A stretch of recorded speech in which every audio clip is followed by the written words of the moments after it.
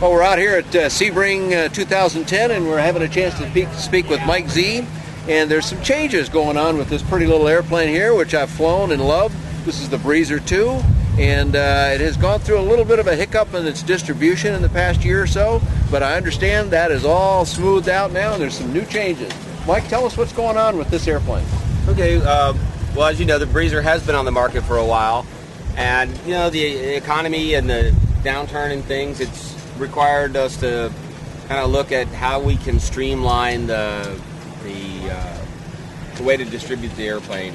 And so what we've done is consolidated everything to my location at Plant City. The airplane, Plant City, Florida, where Mike operates a very nice facility.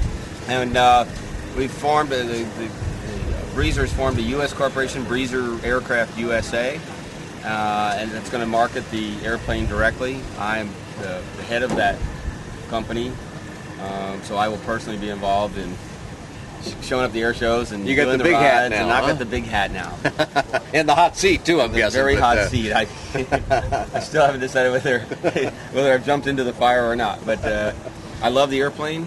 I think the ideas we've come up with for keeping things centralized, and we're going to probably do a tour next summer.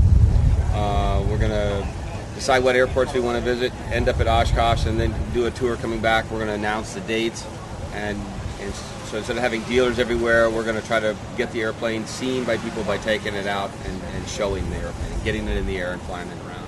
Cool.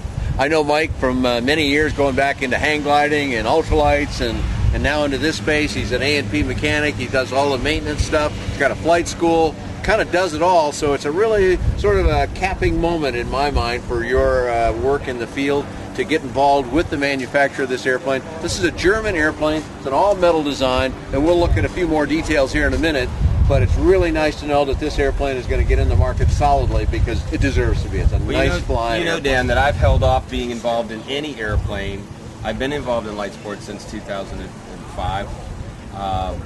I've been watching the market, looking at the different products, and this was the first product that I went, this is a keeper. You have looked at a lot of them, I know. So that you say that, and given your long background, that also says something about this airplane. And I think anybody that flies it will feel the same way I did, that, man, this is nice. This is doing it just right the way it ought to be in the light sport aircraft space. Man, this is a beautiful airplane. It looks like it's all metal. It's an all-metal airplane. It's a German design, as we mentioned earlier. And in going to the Breezer 2, they made some nice changes. The whole interior here is now refreshed, and a lot of the components are in the same place, and we'll kind of review those a little bit. But it's given a lot nice, an added polish to it that I think is going to make this airplane a seller now that they've got the distribution all figured out. And this business about doing it all out of Plant City, Florida, well, look at this show, all the people that are here coming to Florida to pick up an airplane and learning how to fly it and getting a delivery on it. Not a bad thing to do.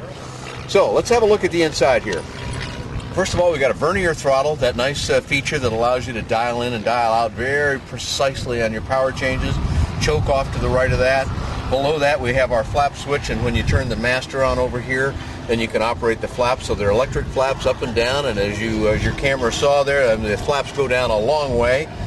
You've also got trim control, cabin heat. This one is equipped with an analog stack, but they can also install, of course, the Dynon or MGL or other avionics packages that they might want to choose to put in here. The very common Air Gizmo dock with a GPS Garmin GPS 496 in it. The radio stack also from Garmin. I mean, just look at this layout. This looks like a proper airplane in every way. The room in this is just amazing here. I mean, you've got room sideways, forward, back, everywhere. Plus, just a nice finish. As I sit here in it, this is just comfortable. The amount of padding. It's also got these side bolsters again that we've seen on a couple of the other airplanes. It sort of keeps you in position nicely, supports the body well so that you can fly this thing as long as it'll fly. And in the back here, we've got lots of room. We've got a hat rack back up here, and we can hold, it says back here, 44 pounds of luggage back here. And this airplane's got pretty good useful load, so I think you can have two pretty good sized guys, still carry some overnight baggage with you, and go have a little fun on a cross-country trip. The control systems, it's dual sticks, and that's a full dual stick arrangement. Again, some very nice hardware down here at the pedal level. showing now this is not only a German design, but it's made in Germany by German craftsmen that are proud of what they do, and that shows in the workmanship that we see in this airplane. So dual sticks here on both sides. On the pilot side over here where I'm sitting, we've got the joystick with all of the push-to-talk buttons and trim buttons, so you don't have to leave your hands to do what you need to do. And in every way, just a really nice machine. On the rudder pedals, we've got rock up on the top for toe brakes, so you've got toe brake control, full nose wheel steering. And this airplane, when I flew in this airplane, I thought, well, there's a few others that look like it, but this one flies in a singular way. It's just a very pleasant and nice flying machine. You could use it for training if you wanted to do that. You could also just have a lot of fun by yourself or with your significant other or one of your flying buddies and go have a good time in the air. Now, how do they get ventilation through the cabin deck? Well, you got a couple of little vent ports here on each side under my hands. You can see these things, and like they often do, they adjust so that you can aim it a little bit at yourself, because with this big old canopy that it's got on it, in a hot sun day, you're going to want to have some airflow through here. But I flew it down in Florida on a hotter day even than today, and it was a very comfortable experience. And visibility has got to be fantastic, the size of that cabin bubble. Yeah, outstanding. I mean, you've got, first of all, you got a nice structure up here that protects you, and it's a very sturdy arrangement. It's just solid as can be for those possible unfortunate situations that we don't need to deal with.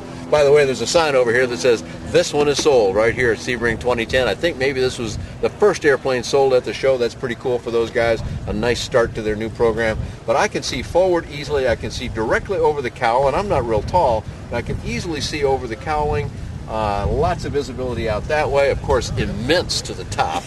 And even from the forward of the wing and aft of the wing, I can't see directly down underneath me because it's a low wing. But I've got good downward visibility out of each side. And of course, I can look back and I can see the entire tailplane here without hardly turning around in my seat. One of the nice things about this, at least for any of us that like the idea of open cockpit flying, and I got to believe that's a lot of people, is you can open the canopy on this. You won't be able to open it all the way back like we see it. It'll have a stop at about this point with a kit that they are going to supply now, but not just to the new airplanes.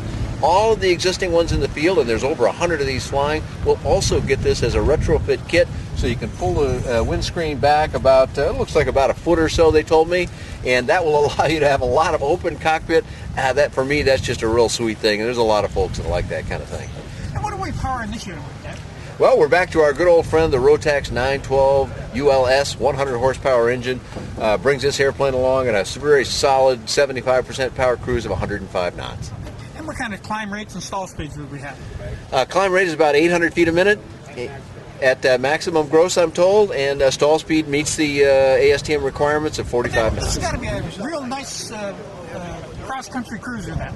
Well, it is at 105 knots, and the burn rate of the engine we know is in the between 4 and 5 gallons an hour, depending on how exactly you set the throttle. But let's assume the higher number. You still got a good about a 400-mile range in this airplane. That'll take you as far as I can go before I need to have a stop. And all the while you're doing that, you're going to be comfortable. And we didn't talk about it earlier, but this is a wide cockpit. This is 46 inches wide. That's a solid 7.5 inches wider than our benchmark Cessna 172. So plenty of room in here for some great big American guys. Is there any adjustability built into the airplane then? Well, the seats are fixed in position, and that's not bad because they're as comfortable as they are. I almost wouldn't want to mess with the position. Also, the angles are very nice. But yes, there is adjustability, and on both sides. If you reach down under here, your camera might not show it, but I've got a little T-handle in my hand here. You pull back on that, it releases a spring, which then brings the rudder pedals towards you, and then just with your feet, you push them to where it's comfortable, let go of the handle, they lock in place, and it's comfortable for a variety of sizes. You can see there, this has got more cabin height than any other open canopied aircraft, a low-wing canopy aircraft of its type in the LSA space, I'm told.